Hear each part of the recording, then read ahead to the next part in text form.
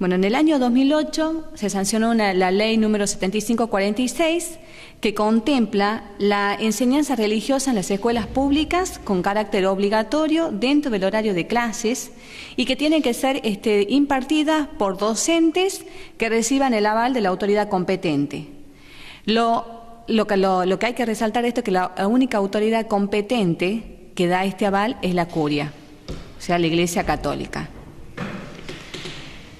Paso a detallar específicamente qué es lo que contiene esta ley y por qué un grupo de padres no católicos en el reclamo venían realizando un reclamo previo a la promulgación y a la sanción y promulgación de la ley, no fueron escuchados, iniciaron reclamos administrativos, tampoco fueron escuchados, y que recurren bueno, a mí pidiéndome esto de la intervención como una abogada, capaz porque también recurrieron muchos estudios jurídicos y vieron a muchos abogados y defensores oficiales, donde la cuestión de tener que confrontar, mejor dicho, al Estado, al gobierno, le infundían temor.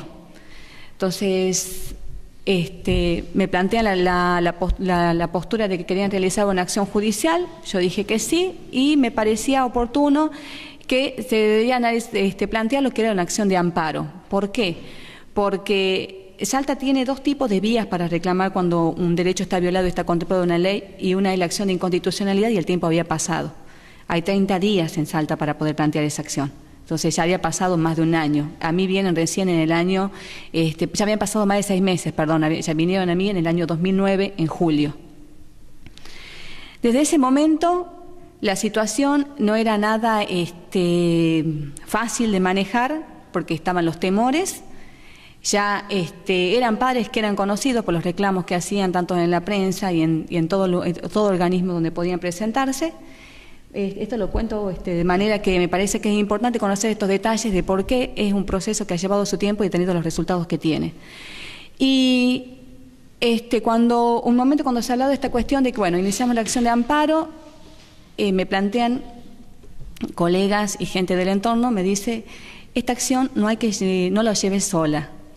Yo era consciente de eso, digo, bueno, no, porque no podía exponerlos a los padres. Salta es una ciudad muy chica, donde todos nos conocemos, donde el más mínimo reclamo se sale a la prensa o se filtra por cualquier lugar e inmediatamente quedan expuestos. Nadie brinda protección. Y muchos de los padres eran también del interior. Peor, la palabra del cura del pueblo es fundamental. Esto me llevó a tener que estudiar la situación y ver cómo lo protegía a los papás, cómo las protegía a las mamás. Porque si bien la reunión era con padres y madres, los padres no quisieron firmar, en ningún momento quisieron exponerse. Entonces la demanda sale como madres, y todas las que firmaron son las madres. Eso también es un detalle a tener en cuenta. Después de un año de estudiar cómo buscaba la protección de estos papás, y también la mía, porque yo soy nadie, conocí con una organización que funciona acá, que trabaja acá en Buenos Aires, que es ADC, Asociación por los Derechos Civiles, y que tenía una jurisprudencia que es justamente el fallo de la Virgen, y que me sirvió de antecedente, decir, bueno, acá tenemos, lo planteo con los representantes de esta organización y me dicen, te acompañamos, participamos como coactores, justamente para desviar el centro de atención sobre los padres y se concentrara en la organización. Que obviamente es distinto hablar de una persona jurídica distinta a cada uno de los individuos. Esto ha sido una estrategia bastante importante porque así fue. Se centró la atención en ADC y pude llevar el proceso 3 años de manera cauta, precavida, pero no por eso sin recibir, digamos, el maltrato del Poder Judicial, ¿no? El Poder Judicial en Salta tiene lo que se llama la pastoral judicial y está formada por sus miembros, que son desde los administrativos, sumariantes, hasta los miembros de corte. Entonces, esto no es lo mismo que Gabriela Gaspar, abogada, que presenta demanda de alimentos, daños y perjuicios, cualquier juicio, el trato que recibí hasta ese momento cambió. Entonces, fue un proceso que lo llevé prácticamente a tientas y a ciegas, porque los miembros que forman parte del juzgado a que lo presenté también son partes del Opus Dei.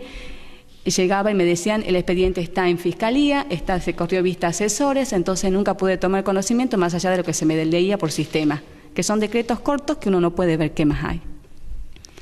Pero bueno, llegamos logramos un primer paso, ¿no? Y ahora eso es lo que voy a proceder a detallar.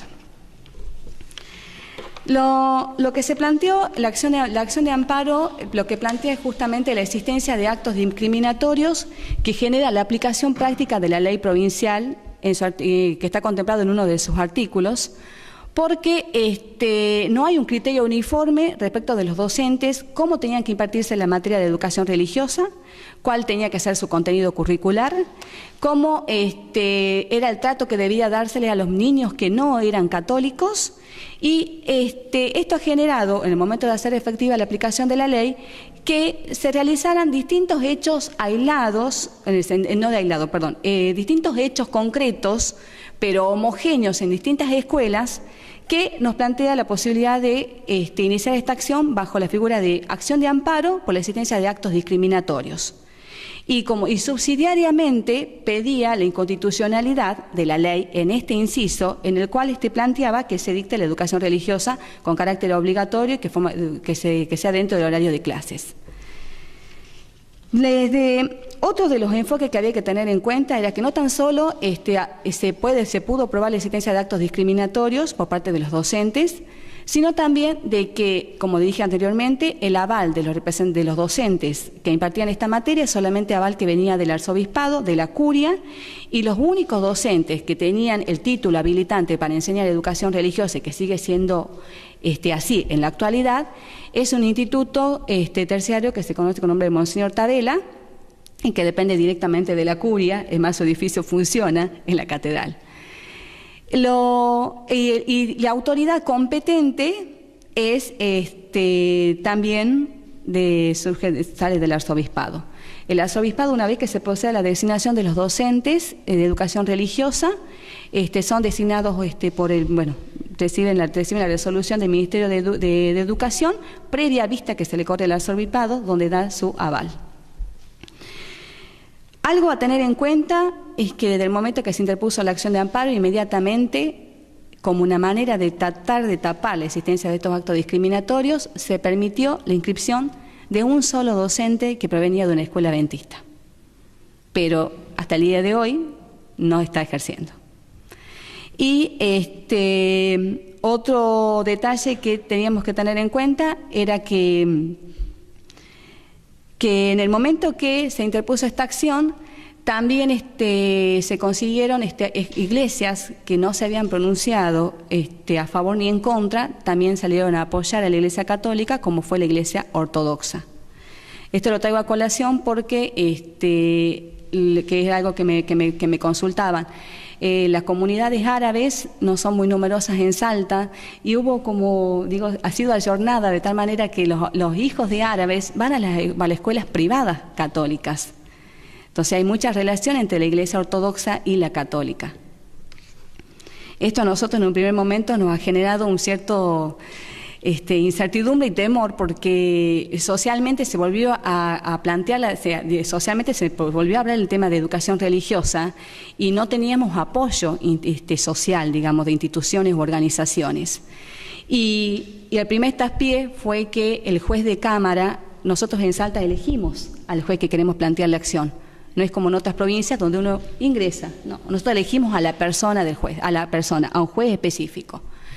El juez que lo elegimos era por una cuestión de que tiene mayor trayectoria en decir que es garantista, pero es docente de la Universidad Católica, entonces sabíamos que teníamos algunas cuestiones que nos iban a jugar en contra. Su primer decreto fue que se declaró incompetente para llevar adelante la acción de amparo, y él nos plantea y nos dice: no hay una acción de amparo, lo que ustedes están planteando es una acción de inconstitucionalidad.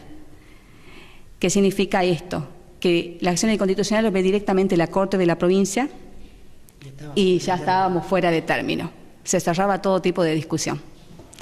Obviamente apelamos ese decreto, esa primera resolución, después de un año, un 30 de diciembre, después prácticamente 7 meses, 8 meses, me llega la resolución donde me dice que el juez de Cámara tenía que resolver, que era una acción de amparo y no una inconstitucionalidad. Digo que lo llevé a tientas porque 30 de diciembre ya entramos en feria judicial, a mí me notifican y el proceso de amparo en Salta, todos los actos procesales se realizan cada 3 días. O sea, yo tuve que trabajar en feria, produciendo pruebas que no pude producir. Una de las pruebas fundamentales era que se realicen inspecciones oculares en las escuelas donde se pueda corroborar el rezo inicial al ingresar a clases. Obviamente esta prueba no se puede realizar en etapa de vacaciones. Y que se realizaran determinados informes que también debían ser en etapa escolar. Bueno, estas cosas las fuimos salvando de a poco, pero tampoco logramos que esas inspecciones oculares fueran realizadas, pero sí fue interesante que se reemplazó por informes escritos. Y los docentes en esta convicción, y que creo que esto es lo importante, que lo que discutíamos ayer, o mejor dicho, se hablaba del tema del dogmatismo, cómo está tan atravesado, que las convicciones que tenían los docentes y los directivos, como el propio representante del Ministerio de Educación, era que estaban actuando conforme a derecho y conforme a moral, porque eran términos constantes que veíamos en cada una de sus presentaciones, donde se hablaba de la existencia de una religión. Dice, estamos hablando de valores universales. O sea, no es religión, es valor universal lo que se transmite. Y en cada uno de esos informes, si bien contestaban la pregunta, que la inspección ocular era que se pruebe que era obligatorio el rezo, porque es lo que llamamos dentro de la docencia la currícula oculta.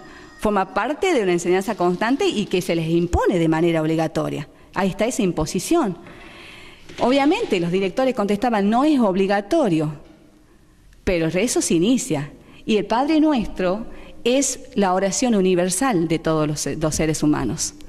O sea, esas propias palabras, en esta convicción de que están obrando bien, y todavía bajo los términos de que el derecho de la mayoría no puede ser cercenado por el derecho de la minoría, que estaba en cada una de sus presentaciones, es lo que justamente ha llevado a que consigamos una sentencia y un fallo donde el juez establece que se puede probar que existen actos discriminatorios, o sea, se dio lugar a la acción de amparo de manera parcial, porque plantea que existen actos discriminatorios que deben cesar. Se ha estigmatizado al niño que no es católico y a sus padres. Durante el mes de julio hubo muchas noticias que salían en los medios de prensa locales donde se hablaba de violencia institucional escolar.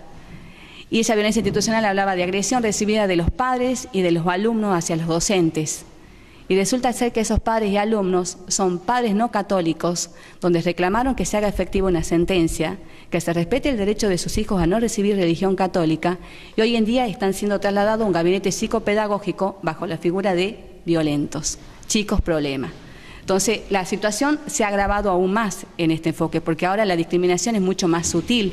Ya no tan solo hablamos de una práctica discriminatoria en lo que implica la educación religiosa, el dictado de la materia, sino que ahora es estigmatizar al niño como un chico problema y bajos rendimientos académicos, va con bajos rendimientos académicos, con malas conductas.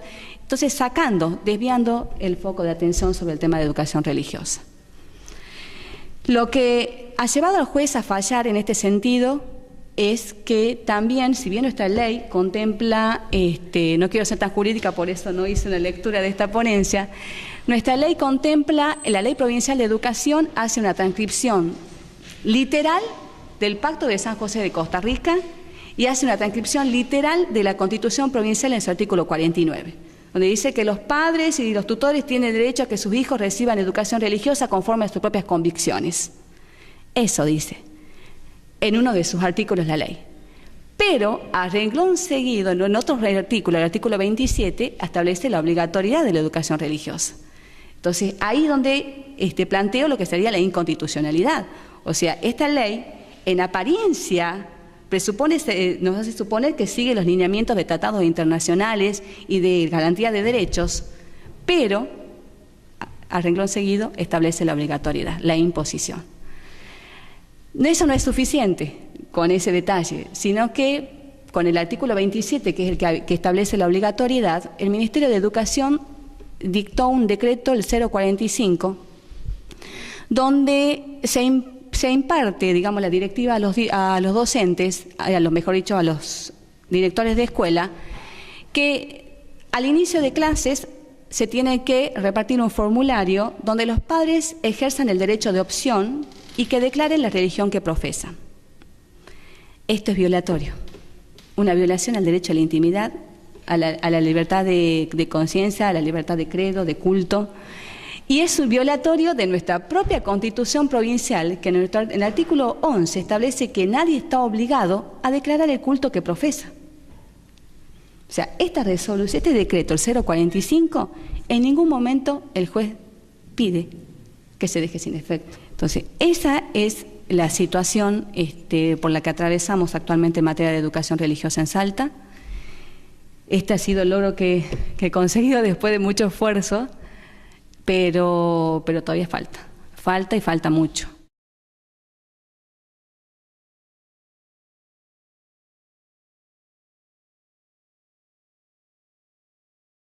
Soy de Uruguay, de la representación de APEL de Uruguay, la Alianza para la Educación Laica.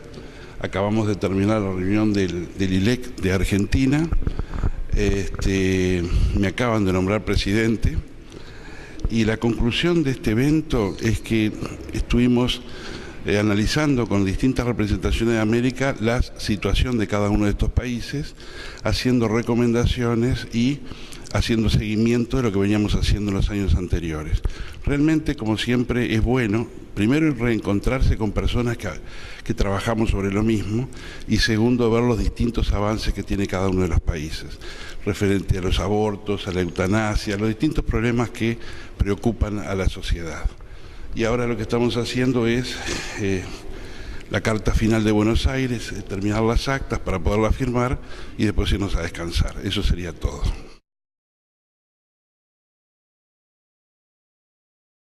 Buenas tardes, soy Ariana Cid, representante del CAL de Bélgica. Del 2000 vengo a cada congreso de los ILECs para ganar las experiencias, para sostener los organizadores que hagan el congreso cada vez en un otro país, hablando de temas que tocan al laicismo, que nos interesa mucho, que sea la enseñanza, que sea los derechos humanos, la igualdad de género, que sea la salud pública. Cada vez probo de hablar de temas que desarrollamos nosotros en Bélgica y que pueden quizás interesar nuestra experiencia a los amigos de América del Sur y del Centro.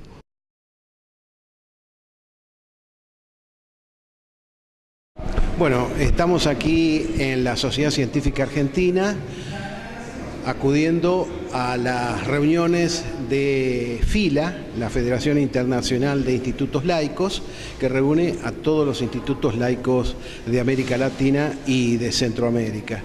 Esto es muy importante para nosotros, especialmente para nuestro país, para la Argentina, porque tenemos todavía muchas asignaturas pendientes respecto al laicismo en materia de educación, y esto es una gran ayuda para nosotros, que vengan los delegados de otros países, que nos comenten sus experiencias, lo que están haciendo en sus respectivos países, y esto nos va a servir de mucho apoyo, especialmente los hermanos que vienen de los institutos laicos de Europa, de Bélgica, de Francia, etcétera, que esto nos va a servir de mucha ayuda para que podamos seguir trabajando y poner el libre pensamiento en educación, seguir luchando por la libertad absoluta de conciencia e imponer el laicismo en materia de educación, como lo hicieron en nuestro país aquellos que fueron los promotores de la ley 1420 de educación pública, gratuita y laica,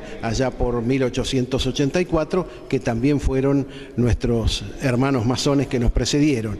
Y luego de ello, de mucha lucha, y luego de varios años, eso dio sus frutos, cuando la reforma universitaria de 1918 plasma en una universidad abierta, cogobernada, etcétera, donde los hijos de los obreros, de los empleados, los hijos del pueblo, pudieron llegar a la universidad pública y también ser profesionales, y no como era antiguamente, donde la universidad dogmática solo dejaba entrar a ciertos sectores de la población argentina. Por eso agradecemos mucho que este Congreso de la Federación Internacional de Institutos Laicos se haya hecho en Buenos Aires, repetimos, porque todas las experiencias nos van a ser de mucha ayuda para lo que tenemos que bregar por el laicismo en educación en nuestra querida República Argentina.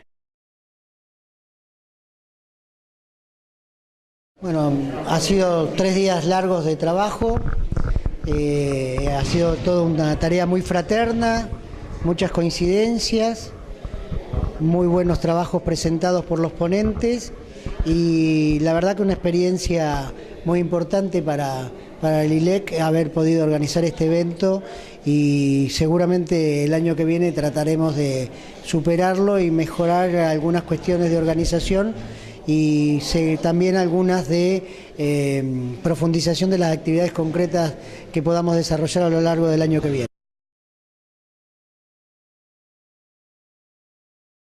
Mi nombre es Mirta Krenk, soy integrante del Gran Oriente Simbólico Femenino de la República Argentina y es un gusto inmenso, fue un gusto inmenso haber intervenido en estos días en el primer Congreso Nacional del Laicismo del Instituto Laico de Estudios Contemporáneos.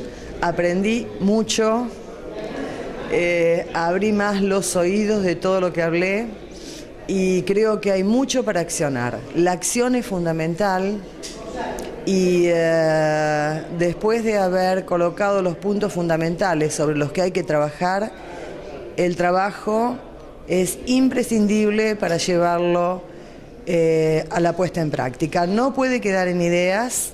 Las ideas sin la puesta en práctica no conducen a buenos fines y lo que pretendemos son excelentes fines.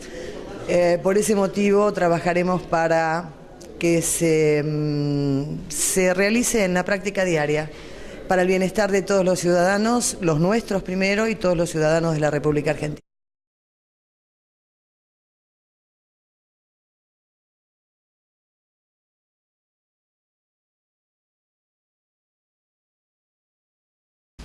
Estamos aquí ya en el acto de clausura del segundo Seminario Americano de Laicismo de la Federación de Instituciones Laicas de América y concluyendo también el primer Congreso Nacional del Instituto Laico de Estudios Contemporáneos de Argentina.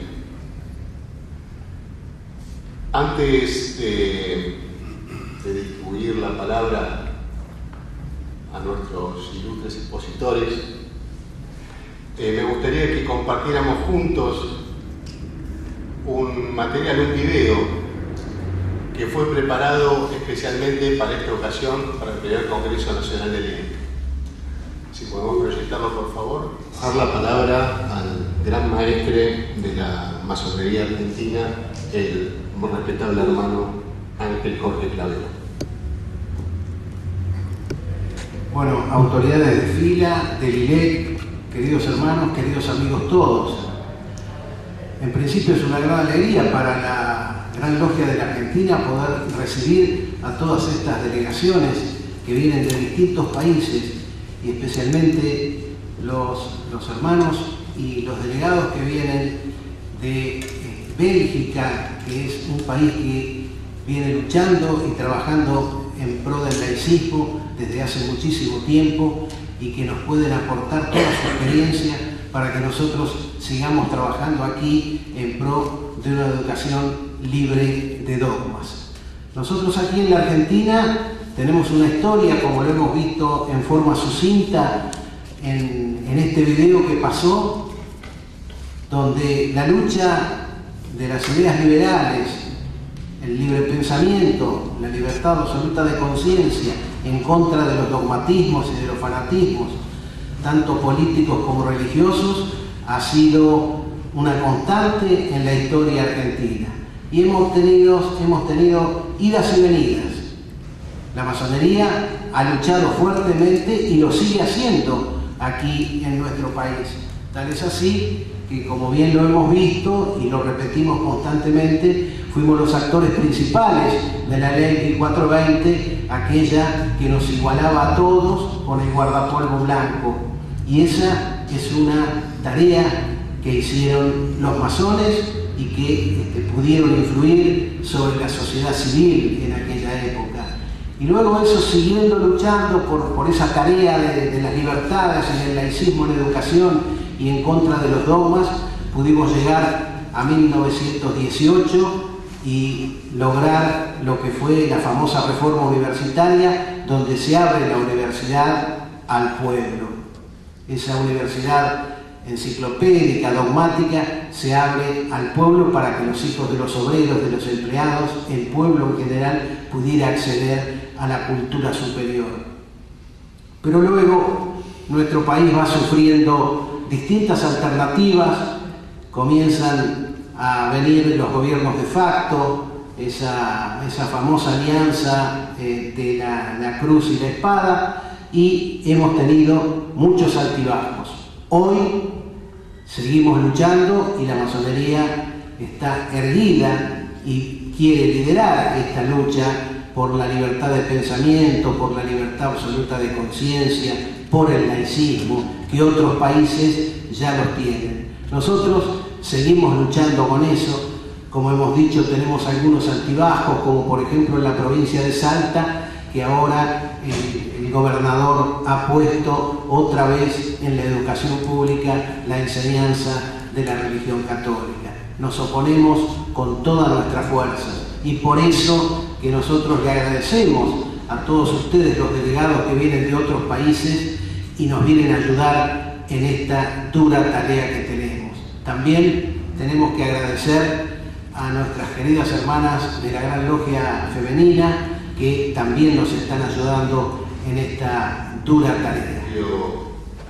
A la lectura de los documentos, tanto del ILEC Argentina como la Declaración Final de Buenos Aires por parte de FILA, me gustaría a mí, como actual presidente del ILEC Argentina, entregar al muy respetable gran maestre Ángel Jorge Clavero y al querido hermano Nicolás Breglia, pro gran maestre.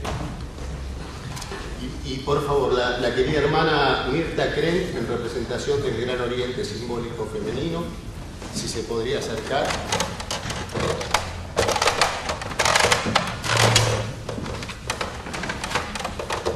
El diploma que acredita tu participación en este congreso y este recordatorio para que, pasados los años, siempre nos acordemos del mundo. Gracias.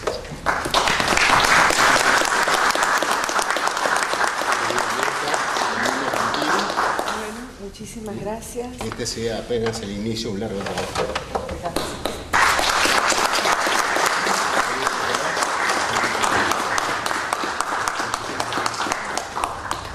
Señores y señores, autoridades presentes, público en general, realmente con gran emoción dirijo estas palabras en razón de haber concluido ya mi mandato como presidente de la FILA, que me honró verdaderamente al designarme y que verdaderamente me genera un agradecimiento permanente hacia tan querida institución. Quería significar que deseo agradecer profundamente a todos los países miembros de la FILA que en todo momento, de una manera absolutamente irrestricta, apoyaron todas y cada una de las iniciativas que pudimos haber tenido, pocas, muchas, buenas o malas, pero que efectivamente respondieron a la mejor voluntad para el desarrollo de nuestro ideario laico. Asimismo, extiendo también ese agradecimiento muy especial a las autoridades de la Gran Logia Argentina, que también apoyaron la actividad nuestra en función del desarrollo y la potenciación de nuestro ideario laico. Es por cierto entonces con gran emoción, pero también con alegría, de saber que la FILA ha logrado superar algunos inconvenientes.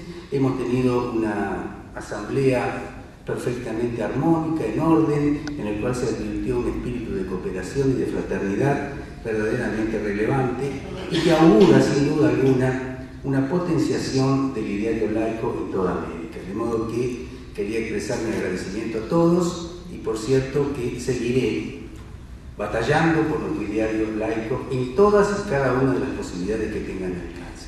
Muchas gracias a todos. Los participantes del Congreso Nacional de Vilec declaran, punto 1, la ratificación de su compromiso con la construcción de un Estado laico a través de la acción conjunta de todos los participantes y su correlativa expresión en el texto constitucional nacional y las adecuaciones provinciales y de la Ciudad Autónoma de Buenos Aires que correspondieran. Punto 2. La necesidad de enfrentar tales acciones respetando las necesidades regionales y de las jurisdicciones provinciales para la construcción de una agenda laica que el tiempo histórico demanda. Punto 3. La búsqueda de consenso con todos los sectores sociales y políticos comprometidos con el laicismo y el libre pensamiento.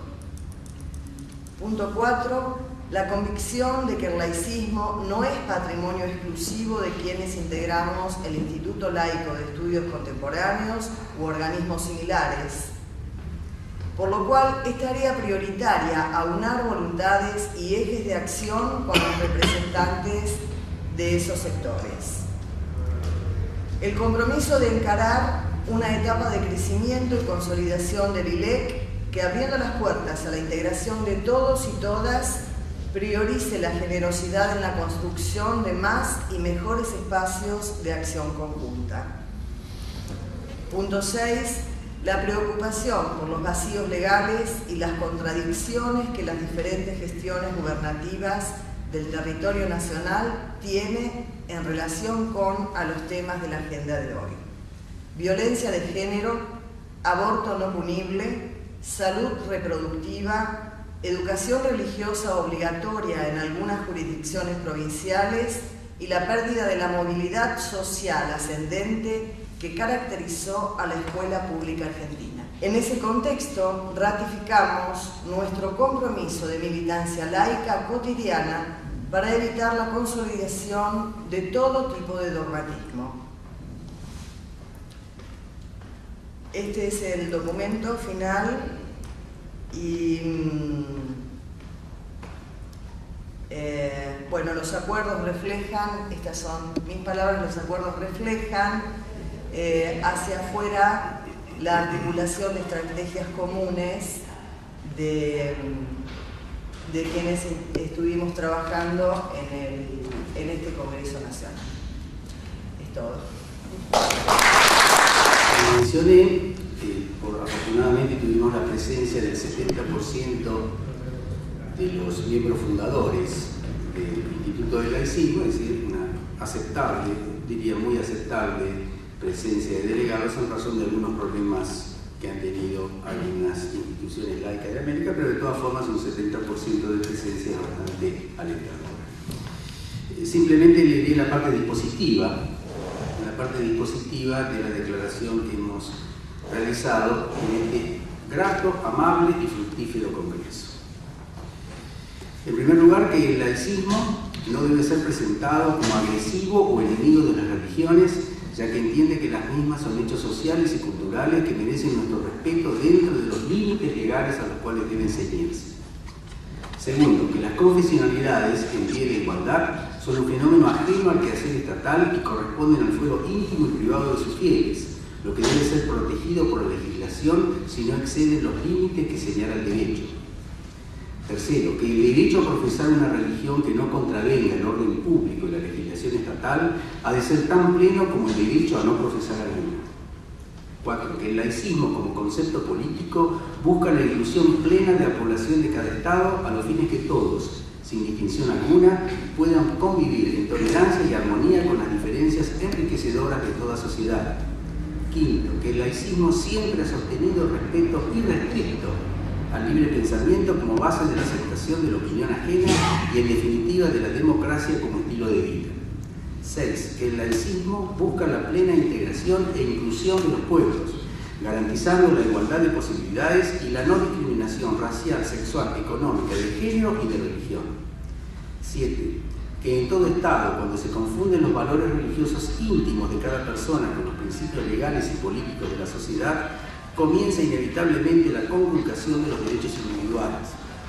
Octavo, que es necesario que los dogmas religiosos propios no se conviertan en obligaciones sociales. Noveno, que el laicismo como idea integradora e inclusiva se opone a las políticas generadoras de desigualdades sociales y brega por su superación. Décimo, que el Estado, como representante político y legal de todos sus habitantes, ha de mantener una actitud neutra y tolerante hacia las religiones, aceptando a todas en pie de igualdad, pero sin privilegiar a ninguna en particular. Ello como modo de asegurar la igualdad, la armonía, la paz social y la democracia. Finalmente quisiera agregar, porque omití decirlo anteriormente, que en el transcurso de esta asamblea hemos tenido una muy buena vinculación con la Asociación Internacional de Ética y Humanismo, que por cierto vamos a tener una actividad fructífera en el futuro a través de la nueva conducción. Y anticipo también que el próximo congreso que se celebrará en Mar del Plata de la Asociación Internacional de Libre Pensamiento también veremos la posibilidad de concretar algún acuerdo con esa importante organización internacional. Muchas gracias. Es una gran sorpresa que no hayan elegido presidente. Como ustedes saben, nosotros siempre decimos que acá no hay cargos, todas son cargas. Y es una gran alegría esta carga. Porque hace años estoy entre los fundadores de esto y ha sido siempre algo maravilloso. Encontrarnos con estos queridos amigos y los que lamentablemente no pudieron venir para trabajar sobre esto es algo hermoso. Les voy a hablar muy brevemente de lo que vamos a hacer, que fue lo que estuvimos conversando. Tenemos que recuperar todos aquellos países que por uno u otro motivo no han venido y tratar de lograr que más países se acerquen a esta patriada. Porque lamentablemente América de esto tiene mucho por aprender. Y tú dijiste que gracias por haber venido nosotros a aprender. No, nosotros debemos aprender de ustedes, porque es una cosa de ida y vuelta. Uruguay no habla de laicismo, nosotros hablamos de laicidad. Lo manejamos como el respeto a la diversidad. Y actualmente tenemos casi 70 años de nuestro instituto laico. Ahora, ¿por qué Uruguay pudo hacer esto? Porque totalmente vivió a espaldas de América. Nosotros no tenemos indígenas, somos un país pobre, un montón de cosas, y tuvimos el libre pensamiento que bajaba de los barcos, entonces pudimos hacer un montón de cosas. Y si ustedes me permiten una pequeña historia, allá por 1860, por allí, un señor se estaba muriendo, Jacobson. Y bueno, ustedes saben que cuando se morían iba siempre uno a darle 3 opciones por enterraban. Entonces el cura, que se llamaba Madruga, fue y le dijo: bien, para que te den las 3 opciones de enterremos, tú tienes que abjurar a la masonería. Y él dijo no, y se murió. Entonces se negaron a enterrarlo y lo tuvieron que llevar en una carreta 90 kilómetros a Montevideo. Se podrán imaginar, 1861, no había aparatos frigoríficos, nada de eso, como debe haber llegado, ¿no? Entonces llega a Montevideo y le niegan el entierro. Va, viene, y entonces el cura de la catedral Bride, dice: vamos a enterrarlo. Y vino el que no era arzobispo, sino, ¿cómo se llamaba en aquella época? Bueno, el anterior al arzobispo, que era Jacinto Vélez, lo tienen que desenterrar. Y el presidente de la República, que era Verde, dice: no, esto es una vergüenza. Entonces agarra al cura y lo manda al exilio y viene a Buenos Aires. Aquí se junta con el general Flores e invaden Uruguay con lanzas, con la cruz. Ustedes saben que cada vez que la iglesia hace algo le pone cruzada. No sabemos por qué, pero le pone cruzada. Atacaron, derrotaron a Berro, atacaron Paysandú, fusilaron al hermano Leandro Gómez, y toda esa gente que agarraron presa se la llevaron en agradecimiento a Argentina, que no se movió, y a Brasil, que nos invadió. Tuvimos que ir a pelear contra los pobres paraguayos. Fueron allá, nos hicieron matar a todos. O sea, ningún hecho que hagamos no tiene consecuencias en otro montón de cosas. O sea, el mero hecho de no haber podido enterrar a un masón porque no quiso abjurar, terminamos apoyando una guerra fratricida que fue espantosa. No va a matar a otra cosa, pero fue así. Uruguay, acabamos de aprobar la despenalización del aborto, el PP también la marihuana, no sé dónde la voy a plantar en casa, me parece que voy a poder vender y todo. Estamos tratando de sacar, de seguir, no liderando porque nosotros no somos líderes, sino de tratar de seguir en ese camino de ir mejorando. A veces se logra, a veces no. En este momento la Iglesia en Uruguay no tiene ninguna fuerza. Y para información de ustedes, el día antes de la votación, lo dije el otro día, el día antes de la votación de la ley de la despenalización del aborto, se reunieron el Opus Dei con la masonería. Y la masonería, uno de los cuatro, me nombró a mí para recibirlos. Fueron a la masonería, lo cual después vamos a ver cómo logramos echar algo, perdón, no quiero afectar a nadie, pero algo. Algunos querían volver a pintar la masonería. Y ellos vinieron con un concepto equivocado. Ellos dan la orden y todo el mundo va. Entonces pensaron que nosotros decíamos lo mismo y todo el mundo iba y votaba. Y no le dijimos que la conciencia de cada uno tiene que votar. Y tenemos hermanos que votaron a favor y en contra de la ley.